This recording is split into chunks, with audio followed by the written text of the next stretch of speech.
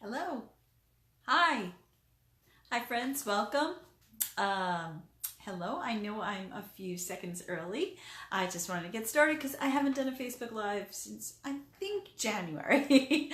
And I only did a couple this year at all. So I'm trying to get back in regular routine. And welcome everyone. And I have an agenda for today. So hi Chris, how you doing? So I just wanted to start off. For those of you who don't know me, my name is Gina Badality. I am the owner of embracingimperfect.com. I am also a freelance writer for Naturally Living Family and Momivation. And hi Ann. My mission in life is to help moms, particularly those raising kids with special needs and challenges like autism. Okay, so but today we're going to talk about a few things. So I have a lot of news to share because it's been a fantastic week, and I'm not sharing my news to make anyone feel jealous. Hi Jenna. Hi Danielle. The fact is, it's been a fantastic week because I came out of a really long valley season. year and a half, 2 years.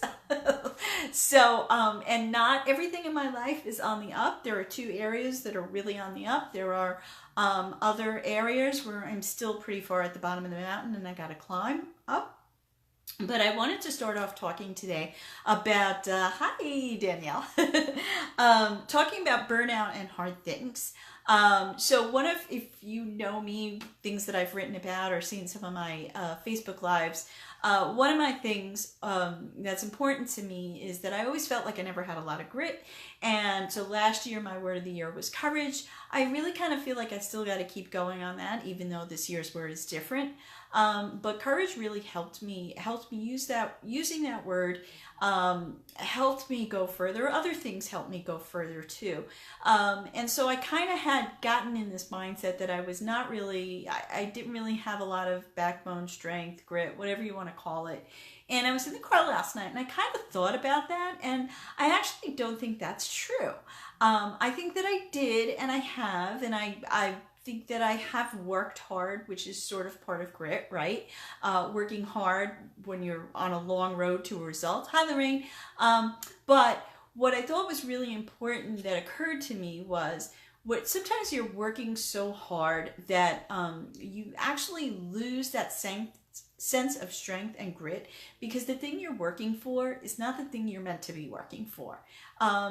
And so I wanted to come out and share today because last night I had a marvelous meeting with some people that I work for, and I'm thrilled to be with this company, and they love what I'm doing and want me to stay long term. And it's freelance, so I'm still going to be running my business and my other projects, but it's like a hand in glove fit.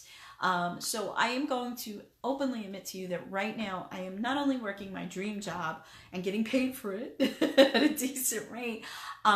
They like me, I like them, they like what I've done for them so far. It is also in the area that I am interested in. I am very interested in essential oils and healing, and other forms of holistic health right now. And so I'm not only there working, I'm learning as I'm working. And I don't want you to be jealous that I now have my dream job, because I have never had a dream job. I've had lots of jobs. I've been working since the age of 19 for various and sundry aspects of corporate America, and small businesses and privately owned businesses and for other freelancers, and have never really had my dream job.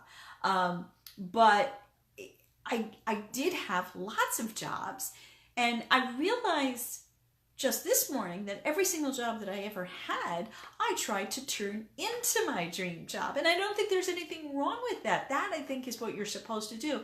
And every single time that I did that, something would happen. Here's an example. I used to work for an ad agency, and I'm a creative person. So I thought, well, I'm not great at copywriting because I tried it, and I can't do graphics, but maybe I could be in their layout department.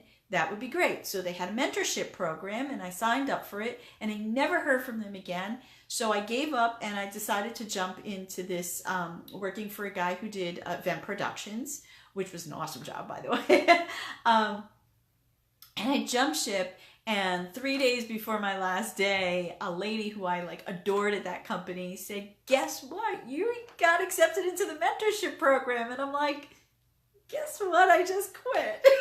Like, and I don't think there's anything wrong with that, but I think that was intentional. Like, I think God was like, this is not the direction for you.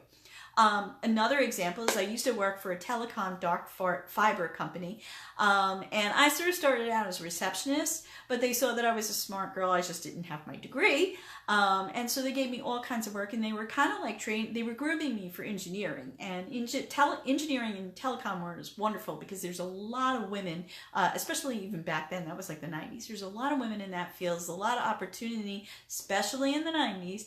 And they spent lots of money training me, and they were grooming me. And then they relocated the office. They used to be in Manhattan. I lived in Queens, so it was a good commute. They relocated the office to Westchester. Well, no sooner do they relocate the office to Westchester than they tell me, we've hired a guy. I don't want to get into it. It's a bad story. Anyway, they hired this guy to take over my job, to bounce me back to secretary. And I had a big argument with the HR lady because she said, we're not demoting you. I'm like, you're taking away my work and my career. I changed my major to telecoms so that I could do this for a living. And you trained me on all this software. The engineers love me. Nobody here except for one guy needs a secretary. So guess what? I quit because it's not worth the commute and the expense to get to Westchester from Queens. If I'm going to be a secretary, I can do that anyway. So little things like that throughout my life have always happened.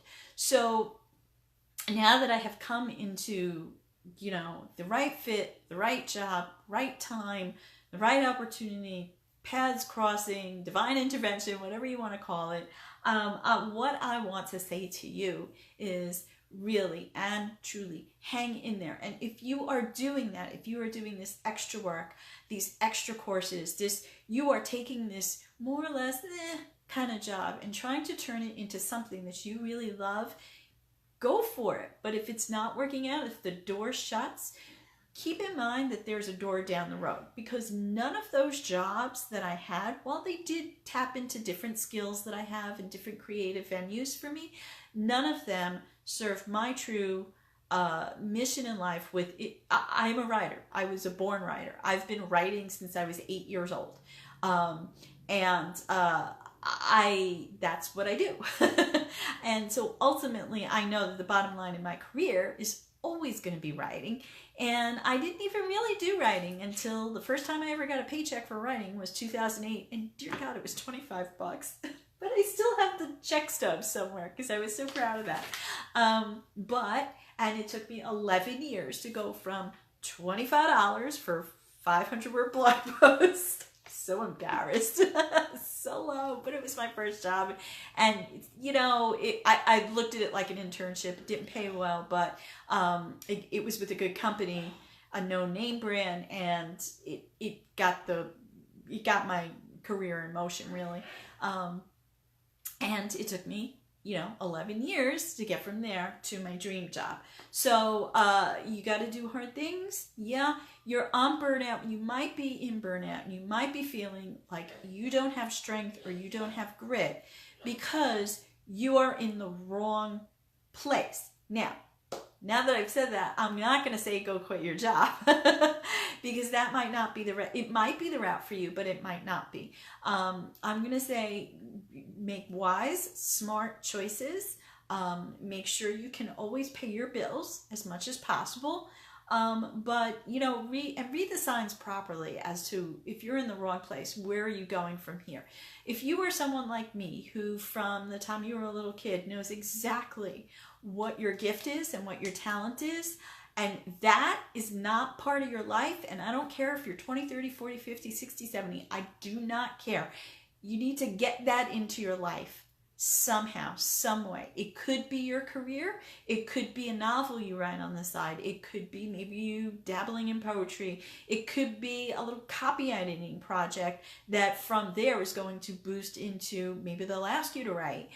It could be pitching magazines. I know a lot of people who got their writer's job that way. That was never really I could never find quite the right fit magazine for me. I always, all my jobs I got through connections from that first $25, so embarrassing, $25 gift. So get your, if you have something that's a mission, a calling, a gift, a talent that you absolutely know that you've been thinking about since you were a little kid, get it in your life. And if you don't have one right now, maybe you need to do a little soul searching, find your why, one of those kind of books. Maybe work with a career coach. I could name 52 million self-help books, but don't buy a self-help book unless you really are the sort of person who will read it and will implement it. Otherwise, you might need a coach or a mentor or a career group or something like that. So I just want to know that's how I got to self-discipline from living my best life was, so how do I say this? So I think you need to work as hard as you can and be as disciplined as you can. Now, when you really like the work, it's easier to work. But you have to do some work in the course of your life. You will definitely have to do work that you hate. Even as an entrepreneur, if you're an entrepreneur and you love being an entrepreneur wears like 52 million hats. There's going to be some aspect of that you hate, you know? So like I really hate taking pictures and then having to be like, now I have to halt everything in my life and get this darn thing on Instagram with the right amount of hashtags. Like, I hate that. I also hate accounting. So, but it's okay to hate some things. And if they're part of your work or your business, or they're part of what you really want to do, it's okay to do that. But whatever you're doing, you should do it to the best of your abilities. Everything. I was listening to the people I work for have this amazing podcast, and part of my job is to listen to the podcast, and I'm so blessed, right? But again, took me like 40 years to get to this job. So don't be jealous. That's a whole lot of decades to get to where I probably should have been 10 or 20 years ago. But you know what? The timing wasn't right. My mindset wasn't right. I didn't have the spirit of discipline that I have now. And a huge reason I have a spirit of discipline is because of my work at the gym. Now, that's another thing that's up here on level, going really well. And I actually got like 3 compliments this week and a half from people who work there. One came out of me out of the blue and said, I noticed you're like really looking fit and in shape. And then we went back on Facebook. Another person commented me that, yeah, you've been doing really good. I noticed a real difference in your body. And then today I was really running super fast in my boot camp. I just felt like it. I hate running too. And we have a black hat is the trainer who runs the class, and a yellow hat is the assistant who's in training.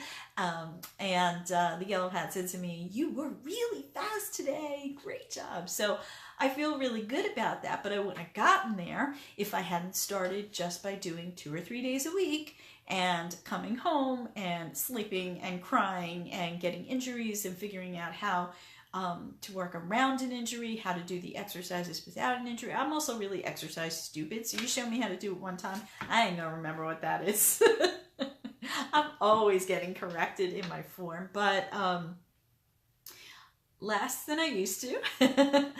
But I have taken the time to make sure, because I have this crazy goal of going 6 days a week, I've taken the time to make sure that my schedule, my work schedule, and my family schedule, and my Bible study schedule can accommodate my 6 days a week at the gym, for now, schedule. So you really have to sit, and I'm not a planner. But it's important to me, and it means a lot to me, and it's made me feel so good. It helped me overcome my adrenal fatigue. It's helped me, the endorphins you get when you work out, there's nothing like them. It's helped me be physically more fit and stronger, and it's been super, super hard work though. And it's taught me to push through when something's really difficult and push through to get to the end goal. And the end goal is now, my end goal is just better than I did last week or better than I did yesterday. I don't even have a particular end goal. I just want to be like, I'm taking a spare class at the gym because what I want to be able to do is do a chin up, and I can't even do it with the assistance straps. So even though I'm a lot stronger, I'm still quite weak on top for what you need to do a pull up, so a chin up. So you can do it, but you have to take it by steps, and you have to just schedule and discipline and all that stuff. But it's sort of like, how bad do you want it? How good do you feel when someone goes, that was well done? If you suddenly feel like on top of the world, maybe that's something you should be doing for your own self-care. Even if it's hard, it's actually better if it's hard, because then it's an accomplishment. So like I said, I was listening to this podcast, and he was talking about doing the path of least resistance in his youth, taking like the easy classes. And so I did this when I was in college. I took all the easy classes. I never got to a degree because I kept changing my degree, because whenever I got to the hard classes, I was never interested in that particular major. Except for math. I really liked math, believe it or not. I never went to a literary school, so I never did the writing part in my formal studies. But I would always, I would try different things, and I would just be like, well, the intro class was cool, but the rest of this is horrible. I don't want to do it. So I was always taking, he generously called it the path of least resistance, but it's the easy way out, is the other way to call it. And so I thought that I had done that all my life, but honestly, looking back, I did really try very hard to make the different jobs that I was in over the period of my life into something.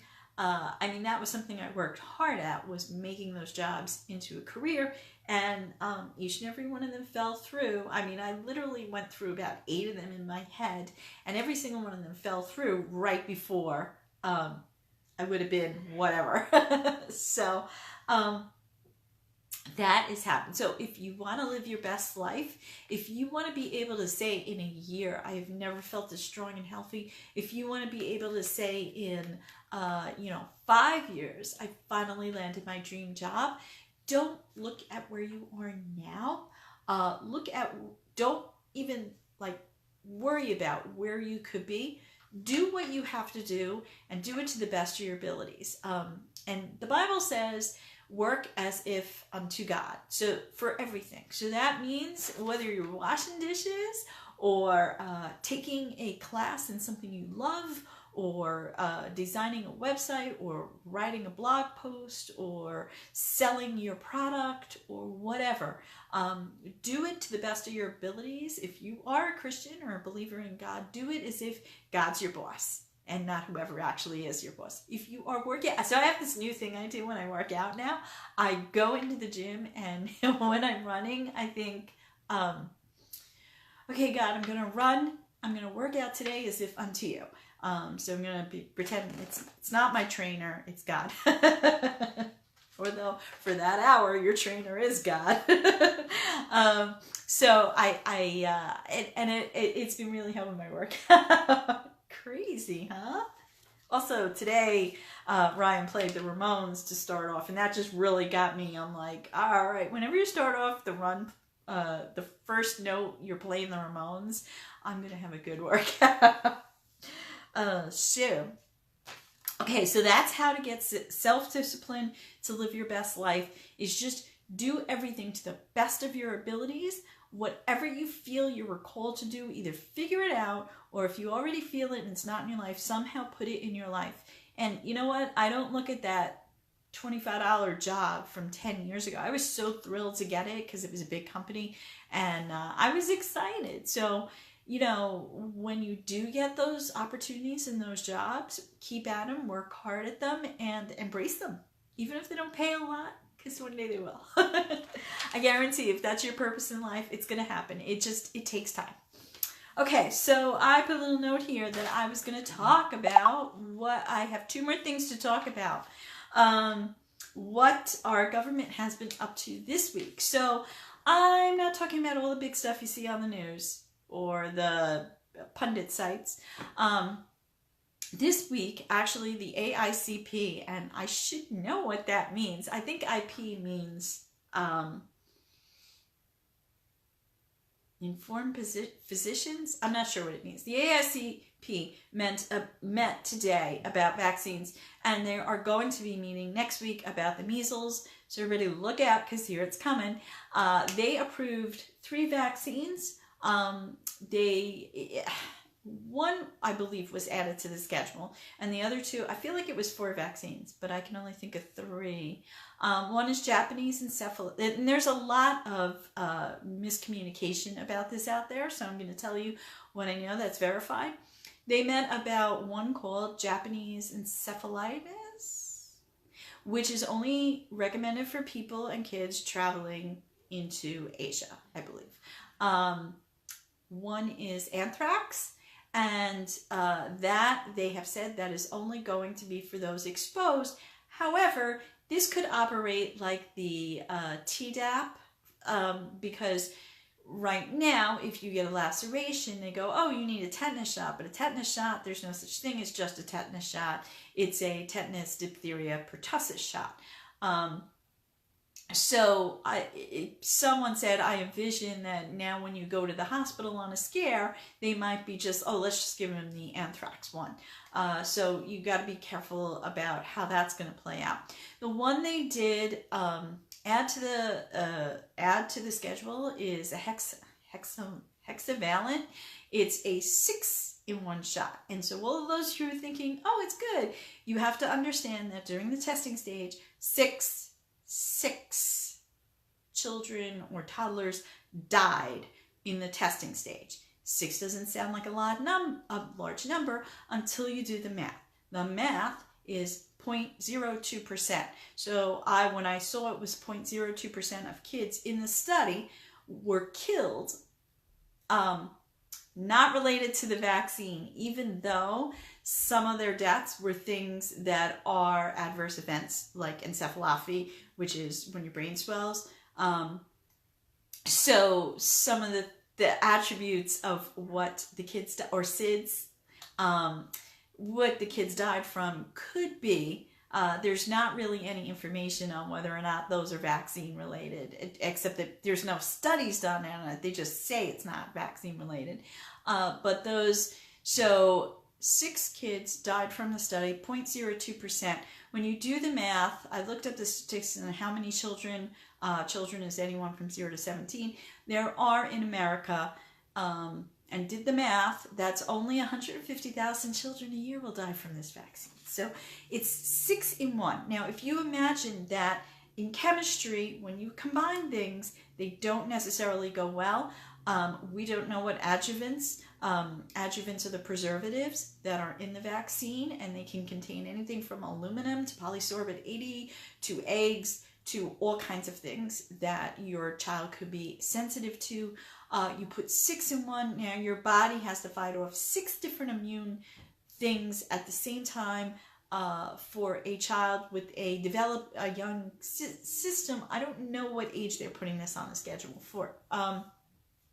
But just so you know, obviously, I'm guessing they're going to take the other shots out if you got to get the 6, but I don't know how many times you got to booster it. So that's what they've been doing this week. Next week, on March 5th, they are having a meeting about measles, which they're trying to really pump up the scare about measles. The thing you should know about measles, out of 323 million people in this country, give or take, about 200 have the measles right now. No one has died, because no one has died in this country from the measles in about 10 or 12. It's more than 10. It's about 12, maybe 13 years.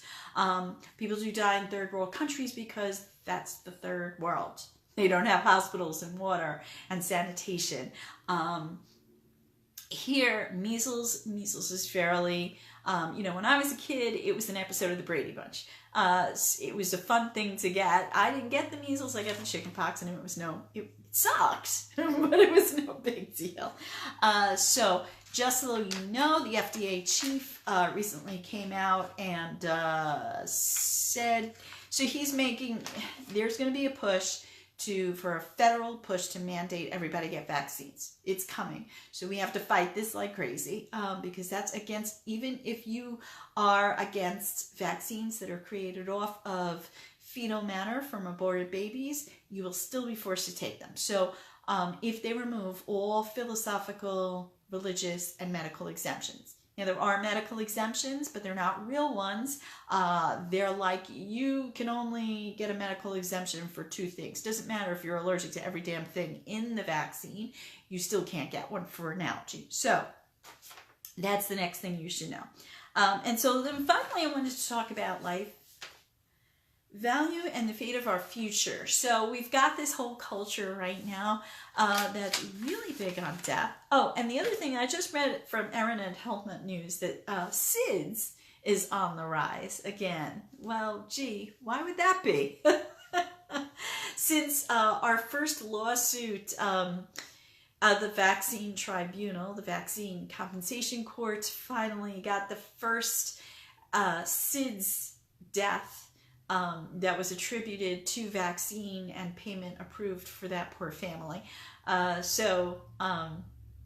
Yeah, could be SIDS is an adverse event of vaccines. You never know. So, hi Julie, how are you? Then the other thing I wanted to talk about, I just wanted to say a few more words on the value of life. We're just having a really hard time in this country valuing life. We have this whole post-birth abortion thing with Northram saying we're going to let the baby die. I've been watching a bunch of videos, undercover videos over at, you may hate him and he's hateable, Steven Crowder. I've been watching some videos and where they go undercover in abortion places, and it's horrific. It's just horrific. There is the movie Unplanned. I think it's out already, which is about a woman who used to be pretty high up in Planned Parenthood who left, and there's an interview with her also at Crowder that was, oh my God, it's just essentially the people who work there are slaves. Then we've got the whole, we don't want to cover medication that will help you because it's too expensive, but we'll cover a euthanasia pill for you. That's something I posted about like a year and a half ago or so. Disabled people are really feeling, some of them with certain disabilities and certain diseases are feeling pressured into, why should I have any hope anymore? Maybe my life isn't worth value. Elderly people are somewhere around the world, someone was recently euthanized. So sorry, that was a creepy noise. It's gonna take longer if you do that. He's just standing there. So I think it's really important that we understand that this culture is going on in our country. And I think it's, when you walk around and you go, why is everything falling apart? Well, we do really have this kind of culture of death thing. And this whole, not so much a culture of death, I don't really mean to say that because that leads you in a different direction, that we don't value life as it is. And I think we need to start thinking about that. So I would love it if you would start, go ahead and tag me if you want me to tag you with some of those videos. The movie Unplanned, if you can't get to see the movie, she's written a book. I actually started to read it. I got to download that book because I started to read it and she wrote it in a very decent, engaging manner. And there's just, there's a lot going on right now that if you want to know why things are falling apart, that's part of it. I believe it's a spiritual thing. I believe that we are not any longer looking at the value of life over what we want right now. So we have become such a culture of me, that we've stopped looking at other people have value too. And, we won't take responsibility for our actions, such as the pregnancy. right? That's an action you took. I mean, unless you were a victim of rape, that's an action you took. So you need to be responsible. That's the flip side of it. And you can't just, hi Brenda, how you doing? You can't just, hi Robin.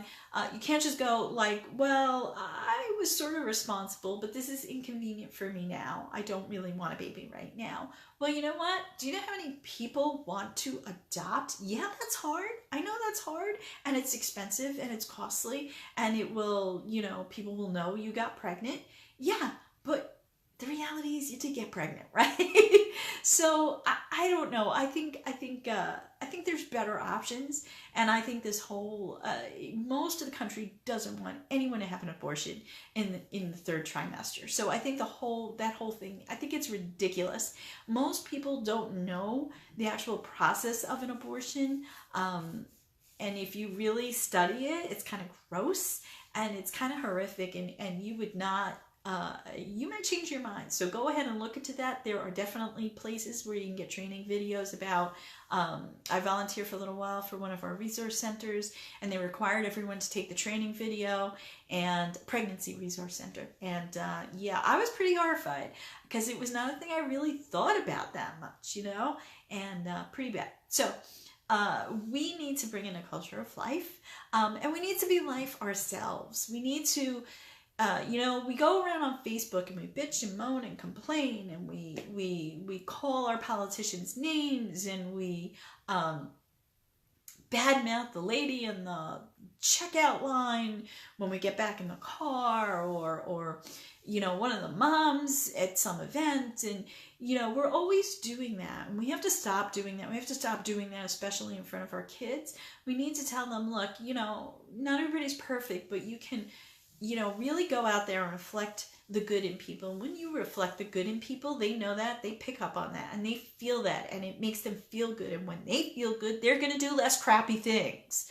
So, like, they're going to do, like, you know, if you have road rage, but you just get nicer, then you're going to, you know, the person in front of you is not going to bother you so much. So I think it's something we all need to do.